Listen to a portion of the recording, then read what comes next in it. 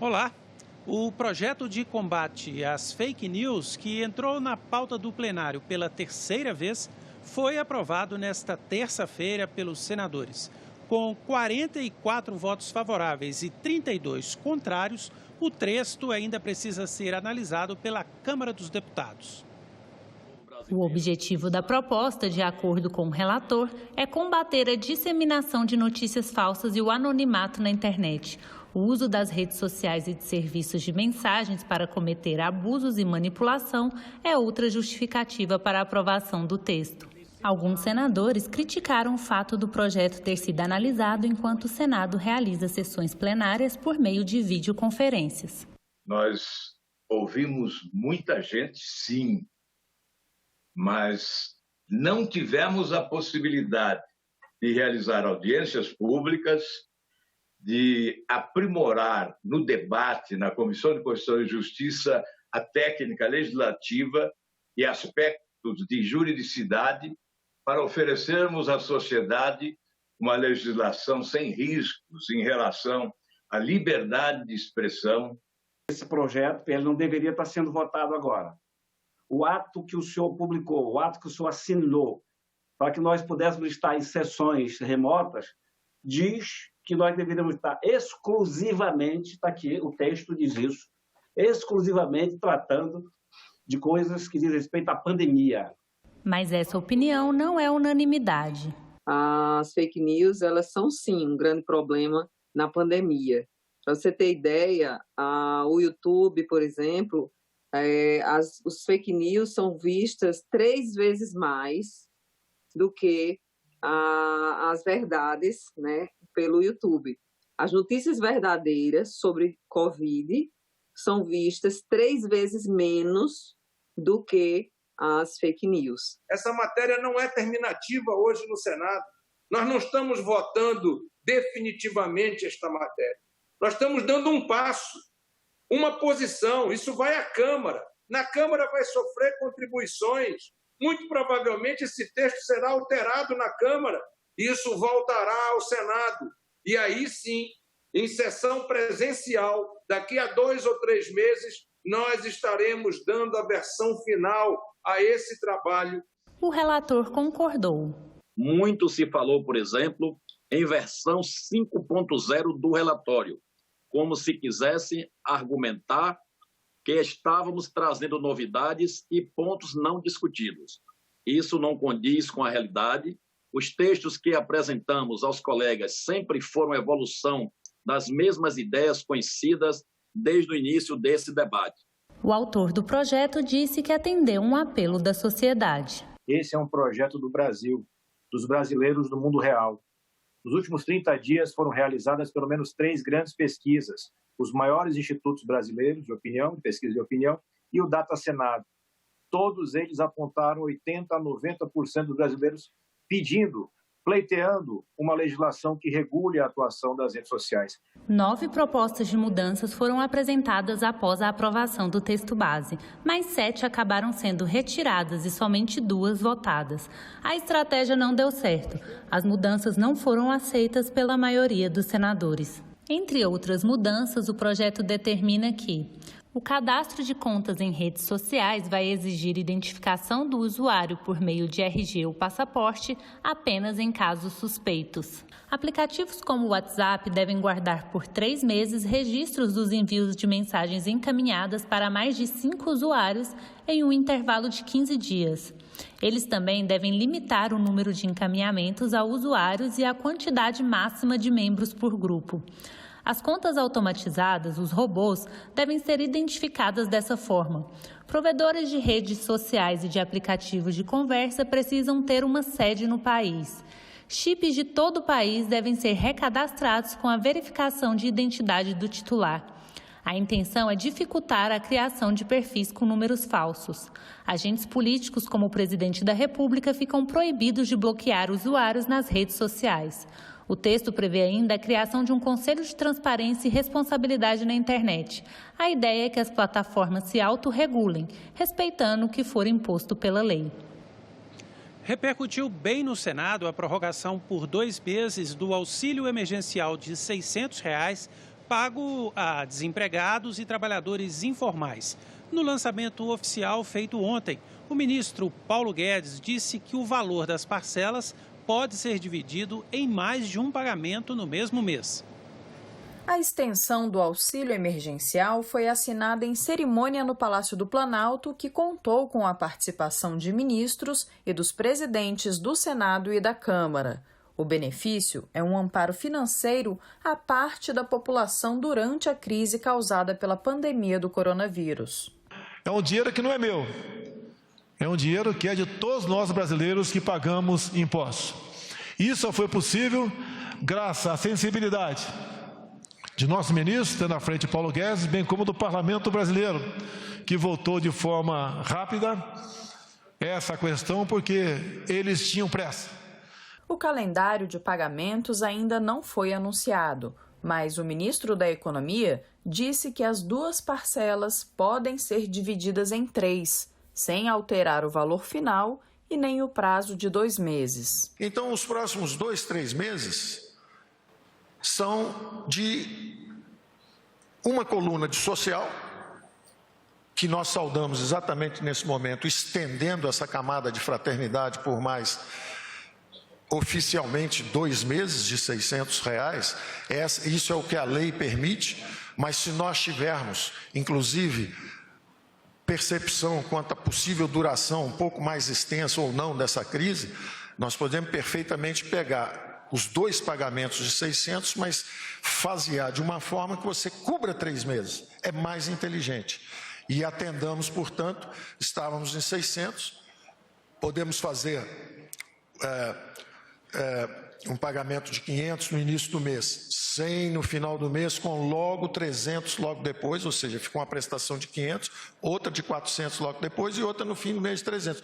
No Senado, a prorrogação do auxílio foi bem recebida. O presidente Jair Bolsonaro, em um gesto de apreço, de respeito, de carinho ao parlamento, solicitou que o presidente Rodrigo Maia e eu assinássemos junto com ele o decreto de prorrogação por 2 meses do auxílio emergencial aos brasileiros. Obviamente, o governo está encontrando uma forma de ir mantendo esse apoio e essa ajuda, porque é uma questão de sobrevivência. Para muitos, para milhares, é uma questão de sobrevivência. O auxílio emergencial mostrou-se essencial para atender às necessidades e dar dignidade aos brasileiros e brasileiras mais pobres ao longo da pandemia. Sua prorrogação, defendida pelo PT e pelos partidos de oposição, vai assegurar saúde e renda para os brasileiros mais pobres, além de garantir o funcionamento pleno da economia. Pelas projeções da Instituição Fiscal Independente do Senado, essas 2 novas parcelas custarão cerca de 83 bilhões de reais a mais aos cofres públicos, um total de 207 bi. Mas com o aumento da queda do emprego e da renda no país, o gasto pode ser bem maior. A Instituição Fiscal Independente do Senado trabalha com um cenário de 80 milhões de beneficiários até o final do ano. Neste caso, a despesa total com essas 2 novas parcelas não seria de 207 bilhões, mas sim de 258 bilhões até o final do ano. E do ponto de vista dos beneficiários, a extensão dos pagamentos vai permitir que aqueles que ainda não conseguiram se recolocar no mercado de trabalho, recuperar a sua renda, consigam manter um nível mínimo de consumo para a sua subsistência. O Senado analisa um projeto de lei que regulamenta o teleatendimento de fisioterapeutas e terapeutas ocupacionais durante a pandemia da Covid-19. A pandemia causada pelo novo coronavírus atingiu clínicas de fisioterapia e terapia ocupacional, reduzindo ou até suspendendo atendimentos aos pacientes. Mas um projeto de lei já aprovado pela Câmara dos Deputados, com resolução do Conselho Federal de Fisioterapia e Terapia Ocupacional, visa regulamentar o telesaúde aos profissionais durante a pandemia. O objetivo é dar continuidade a tratamentos e evitar o agravamento da saúde de pacientes. O texto vai ser agora analisado pelo Senado. Realizar um mecanismo para que, através de um teleatendimento, possa, de uma maneira segura, orientar o paciente a continuar o seu tratamento fisioterápico, a fim de que ele não venha evoluir naquilo que já estava progredindo, eu vejo com muito bons olhos um projeto dessa natureza e vou me posicionar favorável. O texto também estabelece que os profissionais devem definir quais casos vão poder ser realizados pelo teleatendimento. No entanto, o paciente deve ser informado sobre possíveis limitações. Muitas vezes temos prejuízos de tratamento por aquele paciente que não pode se locomover até o consultório do profissional, ou não tem quem leve esse paciente, e aí sim ele se beneficiaria, né, podendo fazer um atendimento virtual, sendo complementado por um atendimento presencial. A saúde das grávidas e dos recém-nascidos exige mais cuidados durante a pandemia do coronavírus. Por isso, um projeto que está sendo discutido no Senado propõe a ampliação da licença maternidade enquanto durar o estado de calamidade pública. Meu nome é Janila. Meu nome é Jéssica. Me chamo Nayara. Eu tive o meu bebê em abril desse ano, no pleno começo aí da pandemia. Minha filha nasceu em março. Eu tive um parto, uma gravidez bem complicada. Sou mãe de 2 crianças, do Vitor, de 8 anos, e da Luísa, de 2 meses. Se a pandemia persistir, algumas dessas mães podem ganhar o direito de ficar mais tempo em casa com seus bebês. Está no Senado um projeto que amplia em 6 meses a licença maternidade. A ideia é diminuir as chances de um bebê pequeno ter contato com o coronavírus. Ainda é grande a preocupação dessa infecção e a repercussão para os recém-nascidos e para as crianças menores, devido aos poucos estudos e evidências científicas sobre o comportamento da Covid nesse grupo, né? Infelizmente, a gente ainda não tem livros que falem sobre isso. Os artigos ainda estão sendo lançados com poucas evidências, né? Principalmente nessa faixa etária onde a gente não tem um número grande de pacientes para poder ser estudado. O projeto, ele prevê que as empresas que adotarem a prorrogação da licença, elas estarão dispensadas do recolhimento da Seguridade Social incidente à folha de pagamento. E também autoriza a administração pública a instituir programas de prorrogação de licença aos servidores. Quando o estado de calamidade pública terminar e tudo isso passar, também chega ao fim a prorrogação da licença maternidade. A mãe deve voltar a trabalhar 2 meses depois do fim do estado de calamidade pública ou no fim da própria prorrogação, o que vier antes. Agora, se mesmo com 6 meses de prorrogação a mãe tiver de voltar a trabalhar, o empregador deve oferecer uma opção de teletrabalho às mamães e aos papais, já que o projeto também prevê a extensão por 85 dias da licença paternidade. Confesso que eu não voltaria com tranquilidade em setembro, que é quando eu retorno. Eu não acredito que já tenha alguma coisa que seja, né, definitiva nessa doença. Então, eu não trabalharia tranquila, pensando ao que eu estou me expondo ou ao que eu estou expondo meus filhos, né? Eu cruzaria com pessoas e trânsito e elevador. Trabalho numa loja de móveis planejados e não me sinto nada segura de voltar a trabalhar agora. Se eu voltar, eu teria que voltar pegando o metrô.